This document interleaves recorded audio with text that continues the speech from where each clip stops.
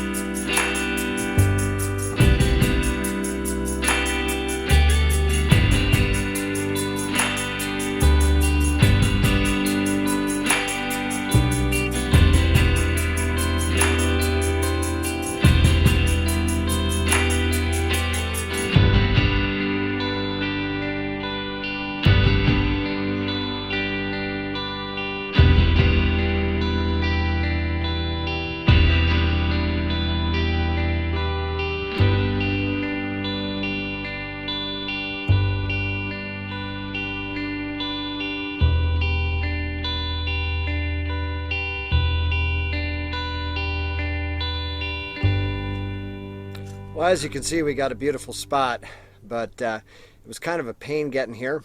We first went up to Guacamole Mesa last night. It was just turning dark when we rolled into Virgin, so we left the rig on the side of Route 9 and took my wife's car up Guacamole Mesa via Dalton Wash Road. I could have gotten the trailer up there. Yeah, what people said about that last half mile being steep and rough and narrow is true, but we could have gotten it up there, although I wouldn't want to try it with a rig any bigger. Once we got up there, though, the sites were tight among the junipers. There were a few other people camped up there, and there was also no cell service. And we because we're going to be here for a few days, we wanted connectivity. So then we tried North Creek, which is just north of Virgin. It's a BLM specified camping area, and that place was mobbed. There wasn't a spot, hardly a spot to be found, but I could have gotten one or two spots, but why cram ourselves in between other people? We really couldn't see the point. So now we're out on Sheep Bridge Road. There we go. Took me a moment. I keep wanting to say Sheep Creek for some reason, but Sheep Bridge Road, again on BLM land. We're just south of the town of Virgin. We have spectacular views in all directions, including Zion National Park, the entrance, which is probably about 10 miles away from here from what it looks like. Just 5 miles away. The twin towns of Laverton and Hurricane offer virtually any service imaginable for the traveler.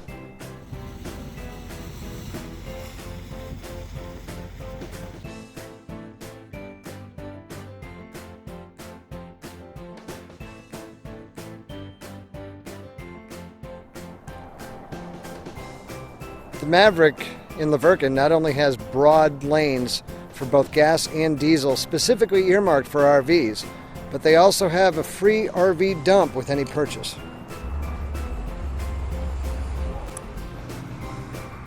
And how thoughtful of them, the RV lanes even have long-handled windshield washers.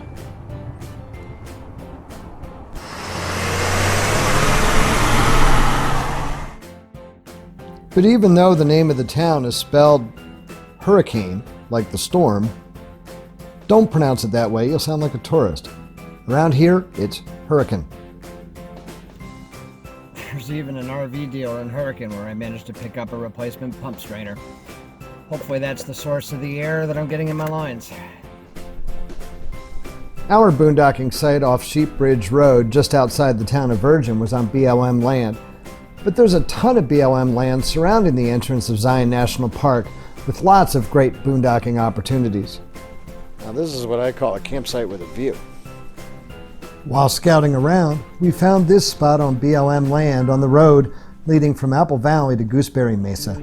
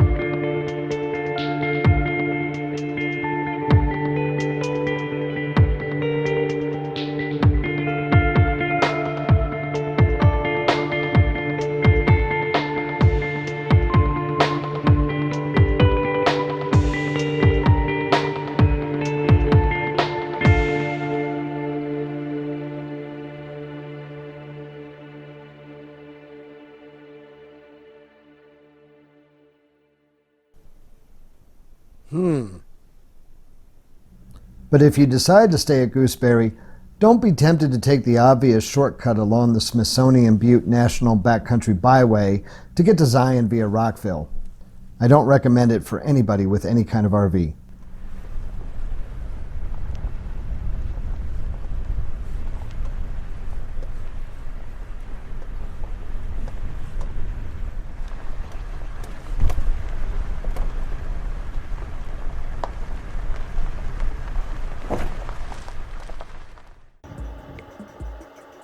You guys can't smell this, but there is the incredible aroma of bacon coming out of that vent right now. Brunch with a view.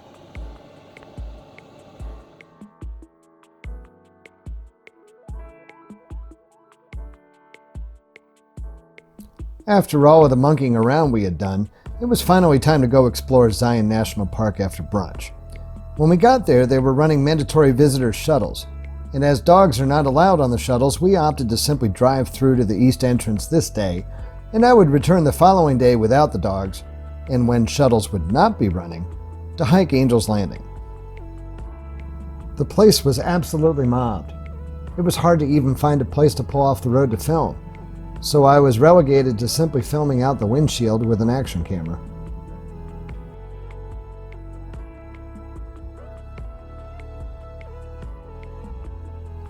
En route to the east entrance to Zion, you pass through a 1.3-mile tunnel completed in 1930. If your rig is more than 7 feet 10 inches wide or 11 feet 4 inches tall, you must drive down the center of the tunnel. Rangers stop traffic in the opposite direction for you to do so, and you have to pay $15 extra for the privilege.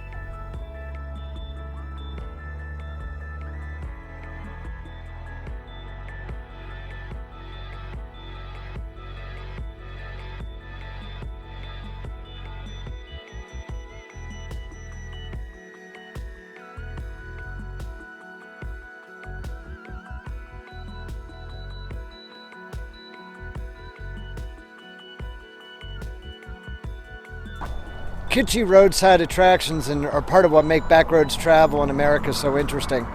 Kind of like this.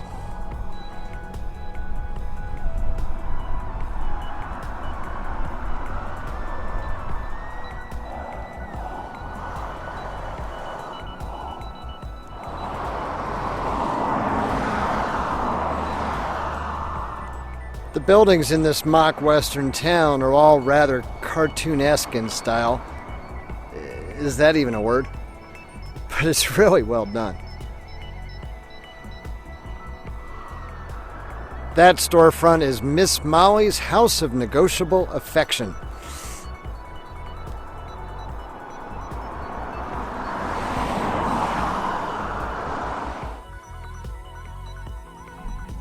We returned to camp left wanting to see much more, and we hoped that a Monday at the end of November would yield less crowds and more room to move.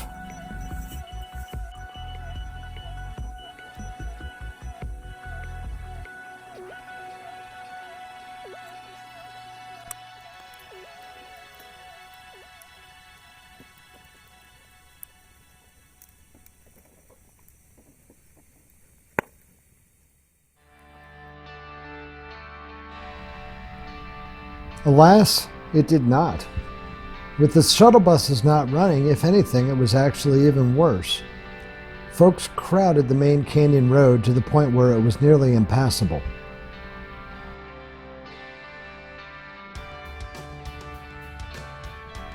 To make matters even worse for me, Patricia had to return unexpectedly to Salt Lake, leaving me to babysit the dogs, which are not allowed to hike on Zion Canyon's trails. So the hike of Angel's Landing was out, and once again I was left driving through the park.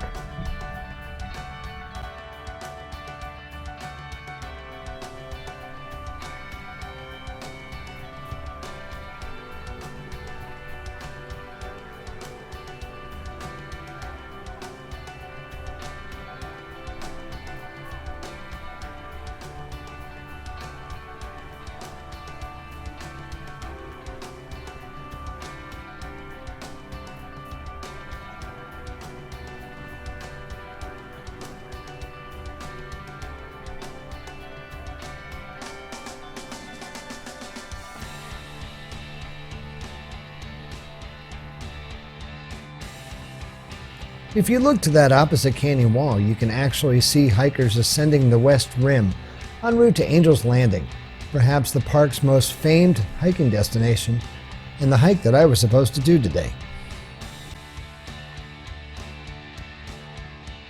At the end of the Zion Canyon Scenic Drive, Riverside Walk is the gateway to the Narrows, the other famed hike in Zion National Park, where you hike up the Virgin River as it narrows into a cleft between canyon walls.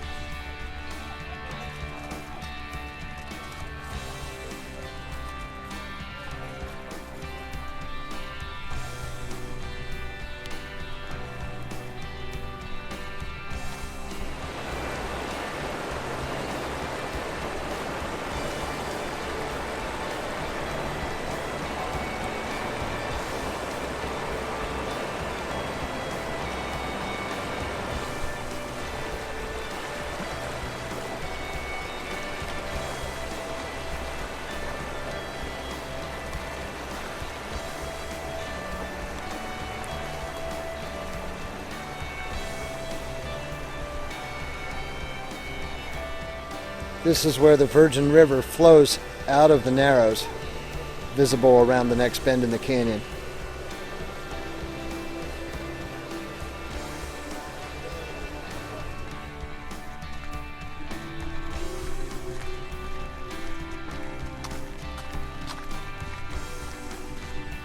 I was very fortunate to be able to score a parking spot at the end of the road because people were just parked anywhere they can. Even on a Monday in late November, Zion is mobbed.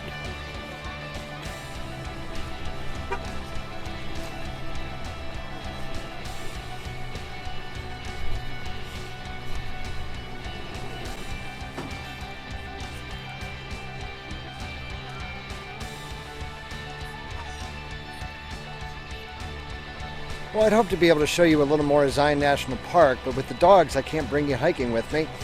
And unfortunately, with all these people, it's hard to even find a place to pull off the road to shoot some film. It is a beautiful place to take a drive, no matter what.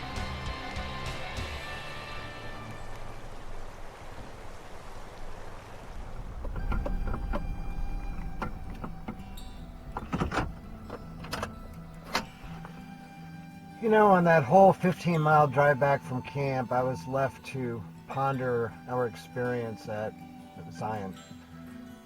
America loves its national parks. I'm almost wondering if they love them too much. We went 2 days in a row, a Sunday and a Monday, toward the end of November. Sunday, both days. People were parked along both sides of the road such that you could barely even squeeze through. I actually had to pull my mirrors in to be able to squeeze through on the main road. You know, it's a 5-mile long canyon. It's got parking spaces for about 450 vehicles. After that, people spill out onto the road. I now understand why on busy days, such as Sunday, they actually run the shuttle buses instead of allowing you to drive all the way to the end of the canyon. And it's just, it leaves me torn. I know I've said that in other videos, and I'm going to say it again. It leaves me torn as to whether, how you control this. They're talking about maybe limiting the number of entries in the Zion National Park, but then you're shutting out people. They're talking about raising the entry fees on the most popular parks like Zion.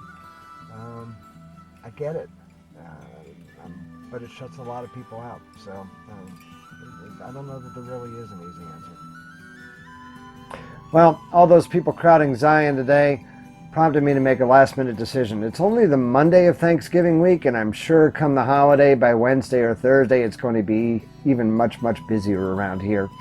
So the girls and I are going to hit the beach, specifically Lone Rock Beach on Lake Powell, just north of Page, Arizona, right near the Utah-Arizona line.